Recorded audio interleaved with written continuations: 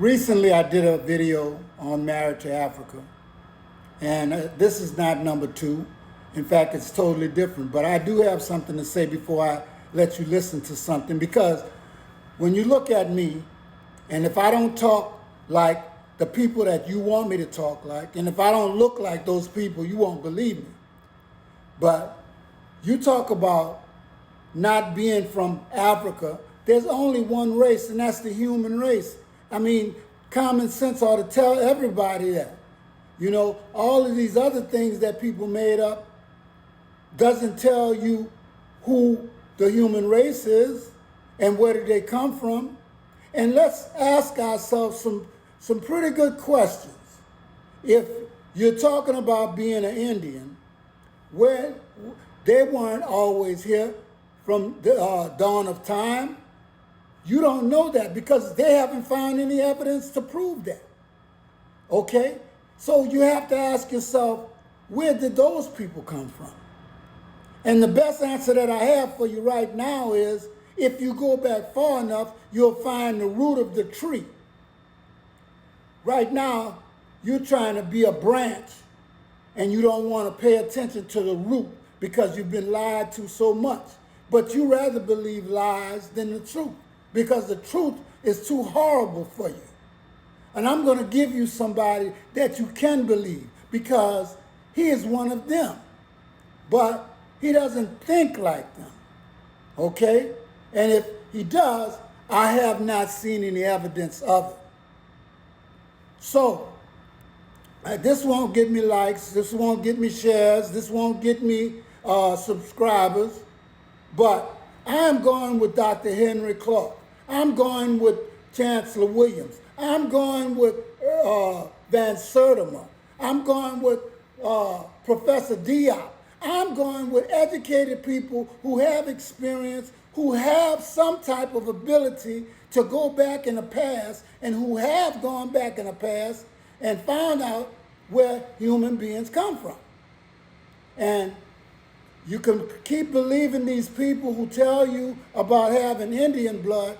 What you're afraid of is for the Indian to have black blood, for the white man to have black blood, for the Asian to have black blood. But guess what? You can run, but you can't hide.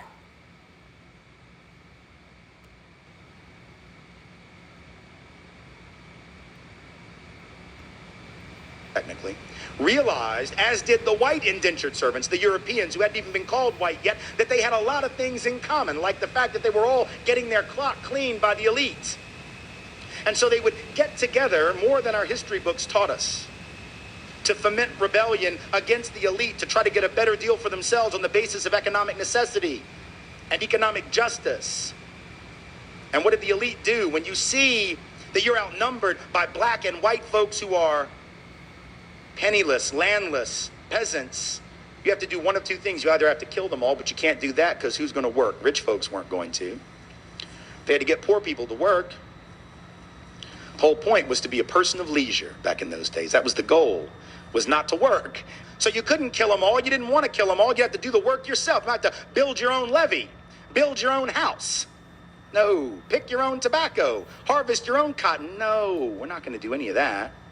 So you can't kill them, but you can co-opt them. And so the elite in Virginia, for example, in the colony, begins to give certain carrots to people of European descent, saying things like, you know, we're going to let you own a little land, not much, but just a little. And we're going to get rid of indentured servitude. Now you're free labor. And by the way, once you're free labor, you get 50 acres of land.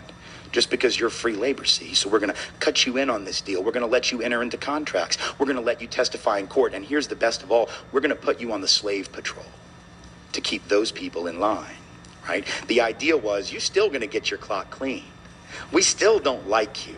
We still aren't going to really empower you or change your economic subordination, but we're going to make you honorary members of this team, and you're going to help us keep those other people down. And so they got a little taste of power, and it did effectively divide and conquer those coalitions. Those rebellions began to stop almost instantly. Fast forward to the Civil War era, you have rich white folks in the South, where I come from, standing up and openly admitting that the reason they're prepared to secede from the Union, and the only reason they ever articulated publicly, ever, was to maintain and extend slavery and white supremacy not only where it already existed, but into the newly acquired, that is to say, stolen territories from Mexico to the west.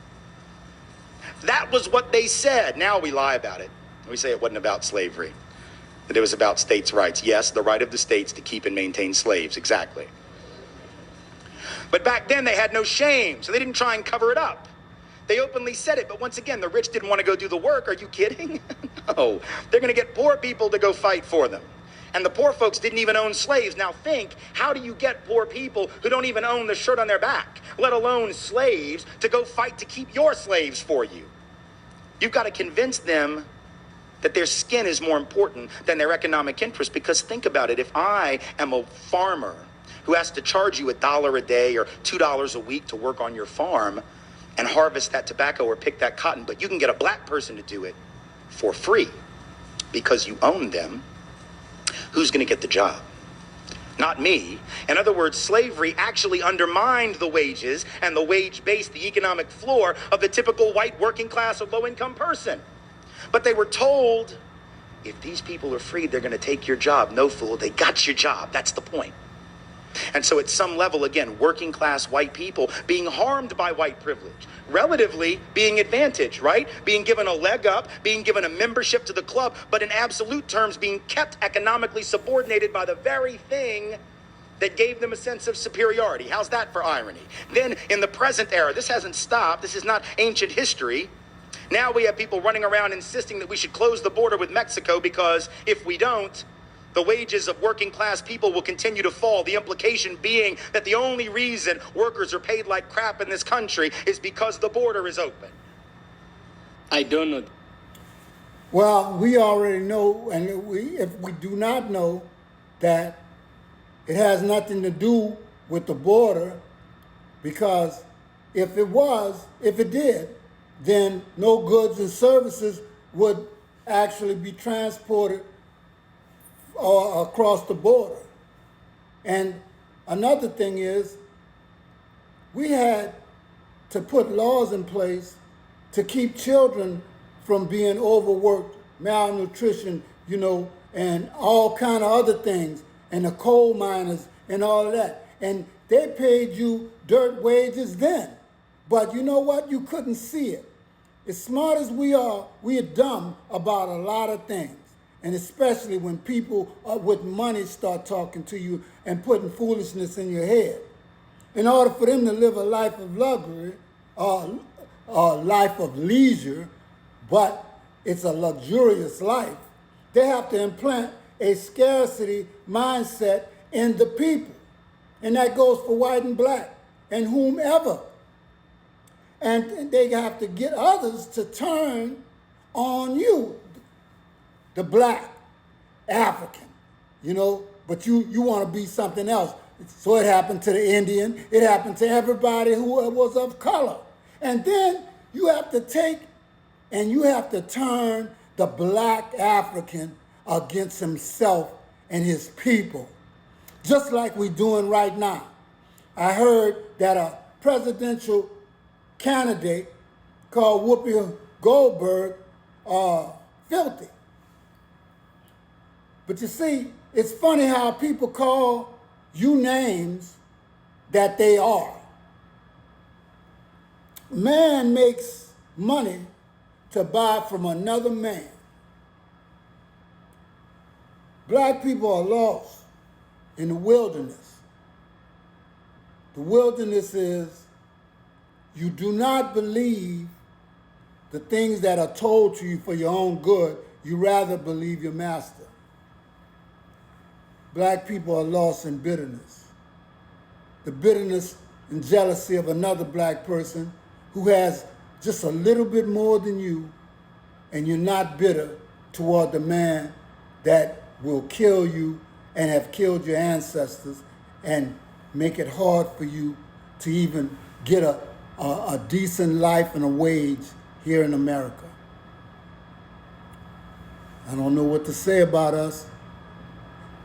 Wake up.